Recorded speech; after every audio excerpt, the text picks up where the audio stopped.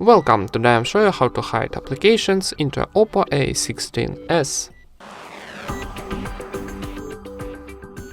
First of all, open your settings, then scroll down and find here privacy option, this one. Here find hide apps option. Now need to enter our privacy password. And here need to choose some application what you wanna hide. Maybe, for example, contacts. Okay, need set up access code. Enter your access code on the DL pad to access hidden apps. Tap settings. Set access code. Like here we got example. So maybe this one for testing. Okay, and now for save. Tap OK button in the top right corner.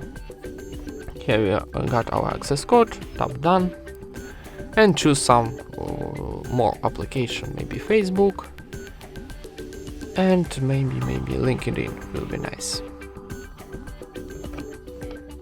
Okay, now we hide our applications and go to our phone deal pad and enter our access code.